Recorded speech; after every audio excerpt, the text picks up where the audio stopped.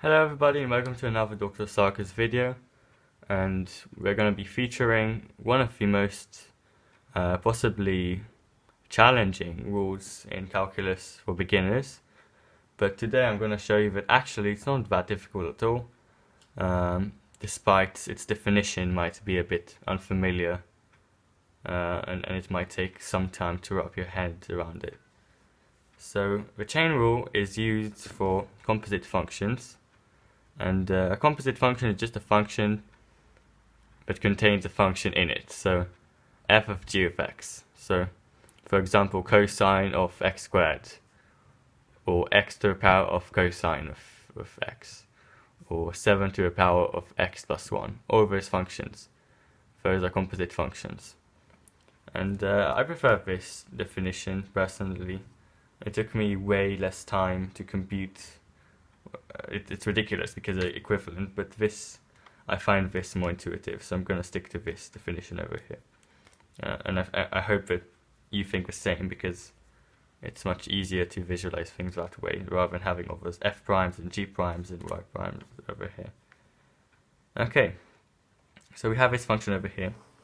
Now we can kind of expand the brackets. We can show it it's the same thing as x, as 6x to the power of 2 squared minus 2, and that times itself, in which case we would use the product rule, or we could completely expand it and then use the power rule, which just takes a hell of a long time to do. So personally I find that for functions like that, the chain rule takes the least amount of time.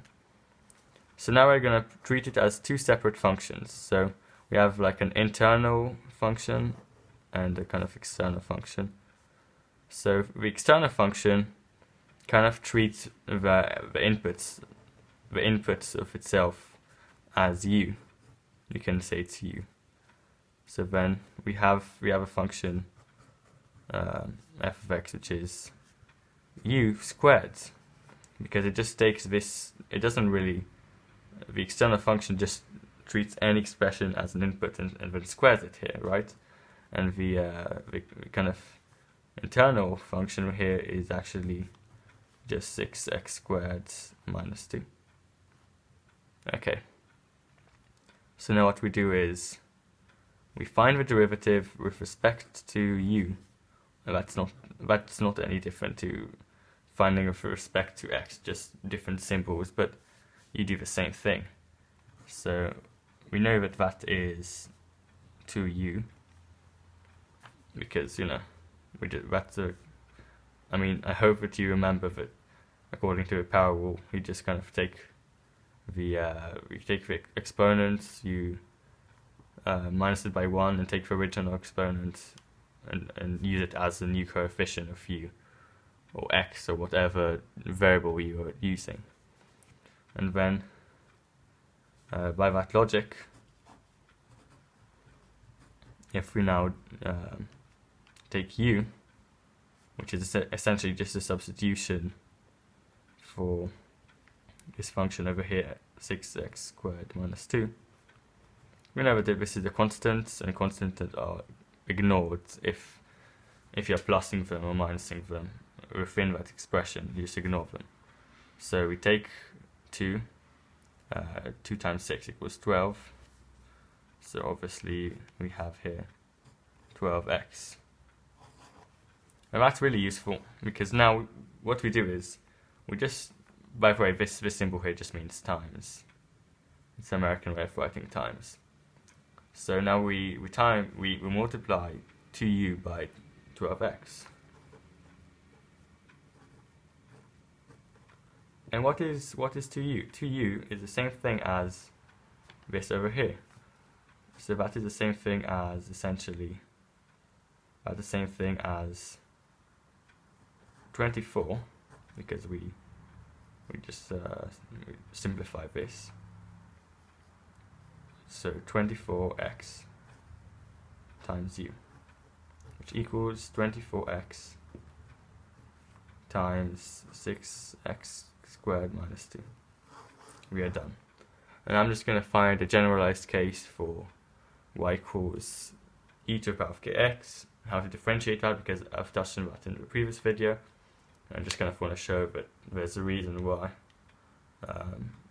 All you do is just copy the constant k and kind of duplicate the function by turning it into the new coefficient, because this essentially can be treated as a composite function as well, right? So e is just taken to a multiple of some to the power of u in this case. U is the internal function, and that u is equal to k of x. So we can present this as e to the power of something, and that something is equal to k of x. So then we differentiate the internal function, which is with respect to x here. And I have no idea why I did the other way around, but it still works, obviously. And we know that that is just equal to k, right? Because it's the same thing as k to the power of x to the power of 1, and then you just get the original exponent. So we get k times 1 times x to the power of 0, which is just k times 1 equals k. So then this is our first derivative here, and then the derivative with respect to u, actually with respect to u of e to the u is going to be what? Well, so the thing is with e to the power of u, and we can treat it as e to the power of x, it differentiates to itself, right? So then it's just going to be the same thing, e to the power of u. So then we multiply them. If you multiply them, we get k times e to the power of u, so k times eu, and then u is kx, right? So then we end up having k e to the power of kx, and we are done.